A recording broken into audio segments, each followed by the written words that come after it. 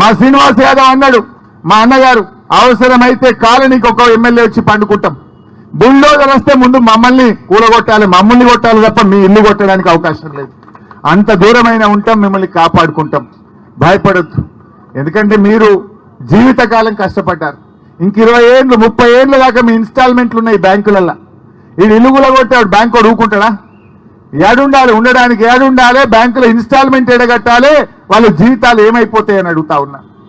అందువల్ల ఇది మీది న్యాయమైనటువంటి డిమాండ్, ఎవరు కూడా ఆందోళన చెందొద్దు. ఇందాక మిత్రుడు చెప్పాడు, ఇదే మూసీ మీద 6 కొత్త ప్రాజెక్టులు కడుతున్నారు, 40, 50 అంతస్తుల అపార్ట్మెంట్లు కడుతున్నారు. మరి రేవంత్ రెడ్డి ఈ కట్టుకున్న పేదోళ్ళ ఇళ్ళకేమో నంబర్లు వేస్తున్నావు, ఇదే మూసీని ఆక్రమించి మూసీ ఆనుకొని 6 పెద్ద మల్టీ స్టోరీడ్ బిల్డింగులు కడితే దాన్ని ఎందుకో ఆపడు, దాన్ని ఎందుకో నోటీసులు ఇయ్యడు, దాన్ని ఎందుకో కూలగొట్టడు. ఎందుకంటే వాళ్ళు పెద్ద వాళ్ళు. ఈ పేదవాళ్ళు నోరు లేని వాళ్ళను, ఈ పేదవాళ్ళను ఏం చేసినా ఎవడు రాడనుకుంటుండు. ఆ బలిసిన వాళ్ళని మాత్రమేమో దగ్గరుండి కట్టిస్తుండు, పేదోళ్లకు మాత్రం నోటీసులు ఇస్తుండు. కానీ ఈ పేదవాళ్లకు బీఆర్ఎస్ పార్టీ ఉన్నది, కేసీఆర్ గారు మీకు అండగా ఉన్నారు, ధైర్యంగా ఉండండి అని నేను మనవి చేస్తా ఉన్నా. ఇలా మూసీ ప్రాజెక్టు నీకు అంతగా చేయాలంటే విత్ ఇన్ ద ప్రాజెక్ట్ చేయి. వెనకట నిజాం గారు 1908లో వరదలు వస్తే కూడా నిజాం రాజు ఇల్లు కూలగొట్టలే, మూసీకి గైడ్ వాల్ కట్టిండు. గైడ్ వాల్ కట్టి వరద బయటకు రాకుండా ఆలోచన చేసిండు మూసీ రాజు, ఆనాడి నిజాం రాజు. కానీ రేవంత్ రెడ్డి ఇవాళ నిజాంకు మించి ఒక హిట్లర్ లాగా వ్యవహరిస్తున్నాడు, పేదోళ్ళని నిద్ర లేకుండా చేస్తా ఉన్నాడు. అందువల్ల మీరెవ్వరు కూడా ఆందోళన చెందొద్దు, తప్పకుండా మేము కంటిన్యూ చేస్తాం. మిగతా కాలనీ వాళ్ళు కూడా వచ్చి చాలా మంది మేము మాట్లాడాలని మా దగ్గరికి రండని ఎంతో మంది వచ్చి ఇక్కడ మా స్లిప్పులు కూడా పంపారు.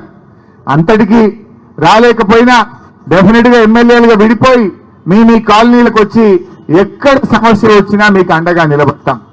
నిన్న మీకు చెప్పినట్టుగా మా legal cell, BRS party legal cell Telangana Bhavan లో కూర్చొని ఉంటది.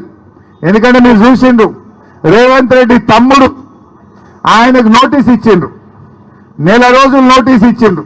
ఆ కాలనీకి 1 నెల రోజులు నోటీస్ ఇస్తే కోర్టుకు పోయి మెల్లగా స్టే తెచ్చుకో అన్నట్టు ఆయన పోయిండు. కోర్టులో కేసు వేస్తే గవర్నమెంట్ ప్లీడర్ జీపీవై ఏం చెప్పిండంటే, మేము ఇప్పుడే కూలగొట్టాం, మేమంతా సర్వే చేస్తాం, ఎఫ్టీఎల్ నిర్ధారణ చేస్తాం, అప్పటి కూలగొట్టమని ప్రభుత్వ ప్లీడరే పోయి హైకోర్టులో అఫిడవిట్ వేసిండు. అంటే మీ తమ్ముడికి బలిసిన వాళ్ళకు ఒక న్యాయం, ఈ పేదోళ్ళకు మాత్రం నోటీస్ లేదట, ఈ పేదోళ్లకు కనీసం అడగరట. రాత్రికి రాత్రే వచ్చి పోలీసు వాళ్ళని పెట్టుకొని నంబర్లు చేస్తాం, కూలగొట్టమంటే ఇది ఏం రాజ్యం అని నేను అడుగుతా ఉన్నా. పేదలకు మీరు సాయం చేస్తారా, పేద బతుకులు ఆటం చేస్తారా అని నేను అడుగుతా ఉన్నా.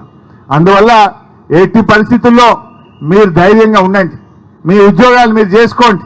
మీకేమన్నా చిన్న ఇబ్బంది వచ్చినా డైరెక్ట్ గా తెలంగాణ భవన్ కు రండి, మా తలుపులు తెరిచే ఉంటాయి. అది ప్రజాభవన్, తెలంగాణ ప్రజల కోసం కట్టిన భవన్, తెలంగాణ భవన్.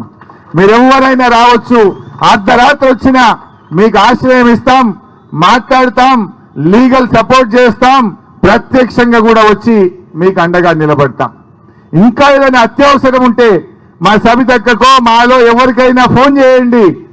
మేము నిమిషాల్లో, మీకు ఎక్కువ దూరంలో లేం, మేము ఉండేది కూడా ఇక్కడ నుంచి 1/2 గంట దూరంలోనే ఉంటాం.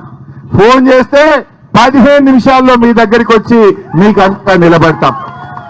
ఎవరు కూడా భయపడాల్సిన అవసరం లేదు. We're with you. It is a genuine cause, న్యాయబద్ధమైన కోరిక మీరు కోరుతున్నటువంటిది. జీవితకాలం కష్టపడి రూపాయి జమ చేసుకొని మీరు ఈ ఇల్లు కట్టుకున్నారు.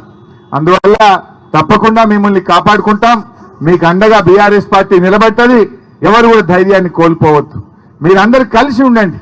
మీ గురించి లీగల్ గా కూడా కోర్టు నుంచి స్టే ఆర్డర్స్ తెచ్చి మిమ్మల్ని కాపాడే ప్రయత్నం చేస్తాం. ప్రభుత్వం కూడా మరి ఒత్తిడి పెంచుతాం. ఇవాళ రేవంత్ రెడ్డి కూడా మౌనాన్ని వీడాలి, బయటకు రావాలి, దీని మీద స్పష్టమైన ప్రకటన చేయాలని చెప్పి కూడా బీఆర్ఎస్ పార్టీ డిమాండ్ చేస్తుంది.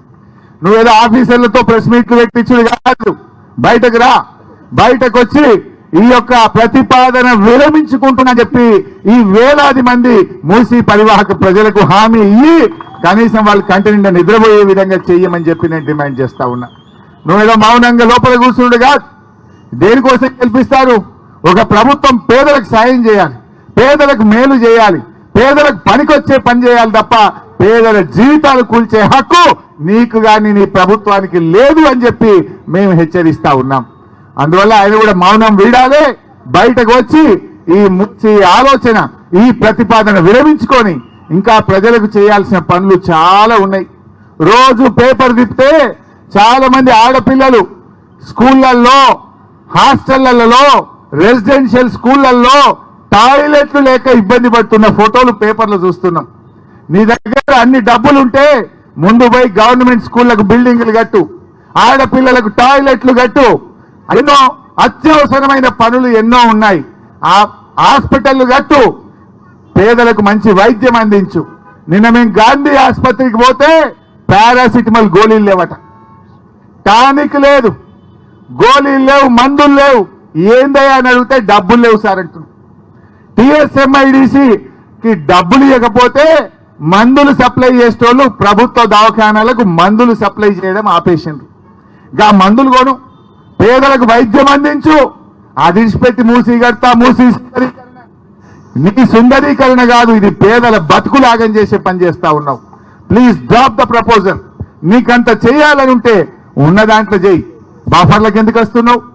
బఫర్లకు నువ్వే కదా లేఅవుట్ అప్రూవల్ ఇచ్చింది, నీ కాంగ్రెస్ గవర్నమెంటే ఇచ్చింది. నువ్వు తెలుగుదేశం పార్టీయే ఈ లేఅవుట్లన్నిటికీ అనుమతి ఇచ్చింది. మరి ఆనాడు అనుమతి ఇచ్చిన అధికారులు, ఆనాడు అనుమతి ఇచ్చిన ప్రభుత్వాల చర్య తీసుకోవాలి కానీ ఈ పేదల మీద కాదు నువ్వు చర్య తీసుకోవాల్సింది. ఆనాడు లేఅవుట్ అప్రూవల్ చేసింది, బిల్డింగ్ పర్మిషన్లు ఇచ్చింది అప్పటి కాంగ్రెస్ ప్రభుత్వం కదా, అప్పటి తెలుగుదేశం ప్రభుత్వం కదా. చర్య తీసుకోవాల్సి వస్తే అనుమతి ఇచ్చిన ప్రభుత్వాల మీద, అనుమతి ఇచ్చిన అధికారుల మీద తీసుకోవాలి తప్ప ఈ పేదలు ఏం తప్పు అని చెప్పి నేను అడుగుతా ఉన్నా. ఈ పేదలు రిజిస్ట్రేషన్ ఆఫీస్లో ఫీజు కట్టి రిజిస్ట్రేషన్ చేసుకున్నారు కదా, మున్సిపల్ ఆఫీస్లో ఫీజు కట్టి బిల్డింగ్ పర్మిషన్ తీసుకున్నారు కదా, కరెంటు కనెక్షన్ కు డబ్బులు కట్టి కరెంటు కనెక్షన్ తీసుకున్నారు కదా, నల్లా కనెక్షన్ కు డబ్బులు కట్టి నల్లా కనెక్షన్ తీసుకున్నారు కదా, సంవత్సరం మున్సిపల్ ట్యాక్స్ కడుతున్నారు కదా. మరి అన్ని న్యాయబద్ధంగా ఉన్న వాళ్లకు శిక్ష వేసే హక్కు నీకెక్కడిది అని అడుగుతా ఉన్నా. You have no right to demolish their houses. నీకు హక్కే లేదు.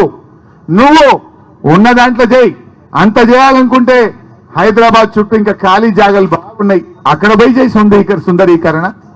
ఉన్న చెరువులను కాపాడే ప్రయత్నం చేయి. కానీ మూసీ పరివాహక ప్రాంతంలో, మూసీ రెండు వైపులా ఉండే ప్రజల ఉసురు పోసుకోవద్దని మరొక్కసారి ప్రభుత్వాన్ని హెచ్చరిస్తున్నాం. ఇవాళ మేము ఇంతమందిని, దాదాపు 15 మంది ఎమ్మెల్యేలం వచ్చాం, ఎమ్మెల్సీలకు వచ్చాం. మేమందరం వచ్చింది కూడా నిన్న మీరు వస్తే మీకు మాట ఇచ్చినాం, మీకు భరోసా కల్పించడానికి, ఈ ప్రభుత్వం మీద ఒత్తిడి పెంచడానికి, ఈ మొద్దు నిద్రపోతున్న రేవంత్ రెడ్డిని తట్టి లేపి కళ్ళు తెరిపించి ఈ పేదల బాధ వినిపించడానికే మీ దగ్గరికి వచ్చాం. తప్పకుండా మీకు అండగా ఉంటాం. మీరు మాత్రం ధైర్యాన్ని కోల్పోవద్దు, ఆత్మవిశ్వాసాన్ని కోల్పోవద్దు. ఆపద వస్తే ఫోన్ చేయండి, అర్ధ గంటలో మీ దగ్గర ఉంటాం, మిమ్మల్ని కాపాడుకుంటాం. జై తెలంగాణ. థ్యాంక్ యూ అన్నా.